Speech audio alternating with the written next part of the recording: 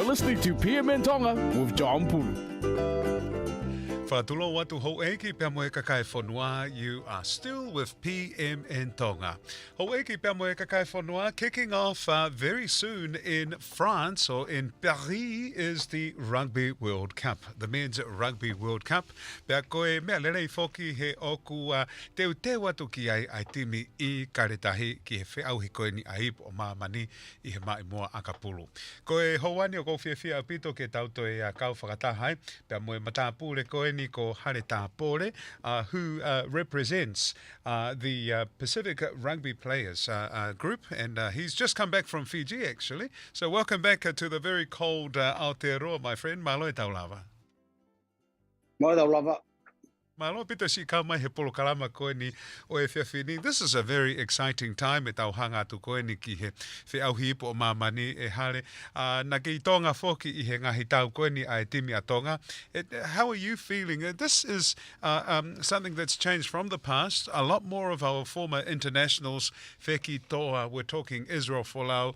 They're just a few of some of the big names that have played overseas or played for Tier 1 teams. They're now representing Tonga. Iyo, it's good for change for Lao. We've been working on it for a wee while to return home regulation, regulation 8 allow we go vainga gona na os vainga mar pereki and then and finally happen this year. And we can see the benefit of all these players attending, not just on the field but off the field. How they're encouraging a lot of other players to go and play for Tonga, Fiji, and Samoa, and give back and make an impact. Now, also, I've been in Tonga and their environment. I've been into Samoa and Fiji to see all these players. They have played for a Tier 1 team coming back to represent their families and their people. It's just going to be awesome in the next few years for all Tonga, Fiji and Samoa. Alpito, and you can see that with the strength of the Manu Samoa team as well as the Fijian rugby team as well. For Awhiawhia, Alpito, that they've chosen to come back and play for their heritage or their Pacific nations.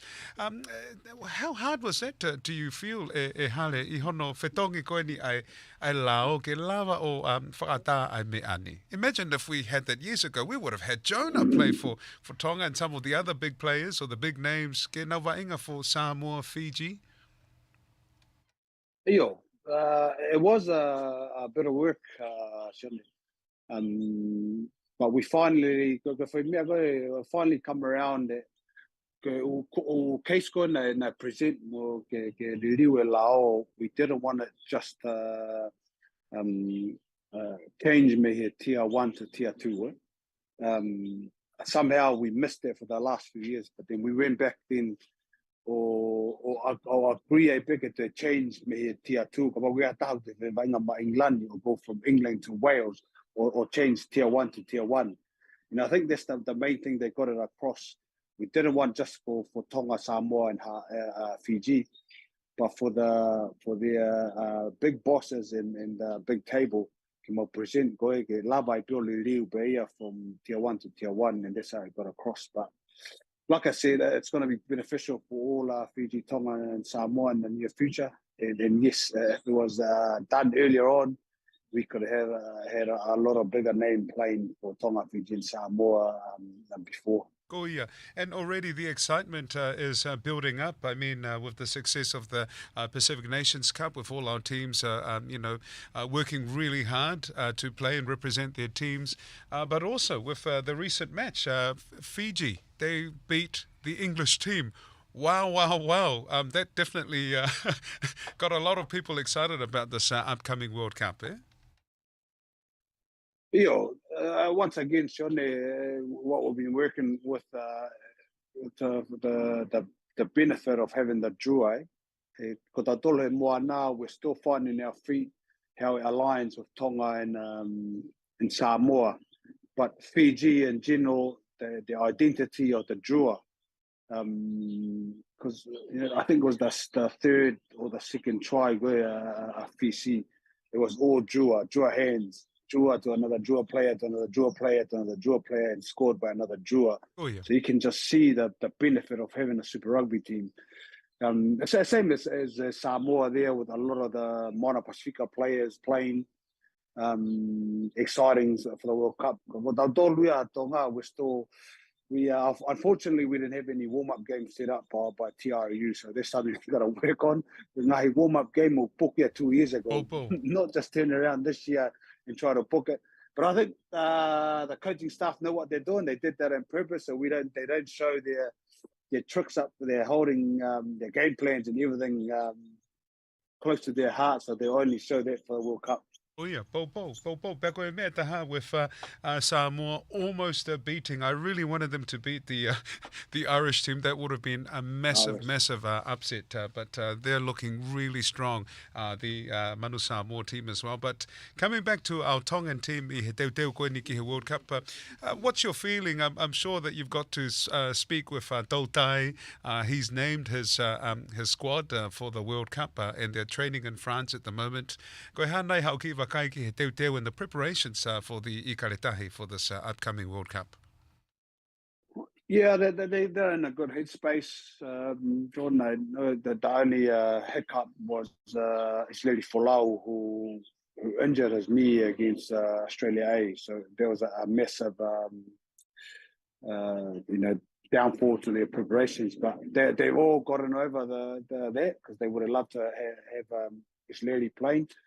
But they're going good. You know, us Tongans, if we're even talking about a good build-up with warm-ups, I don't think we certainly would have helped with a couple of warm-up games leading up. I just spoke to their trainer today. They're all in a good mood.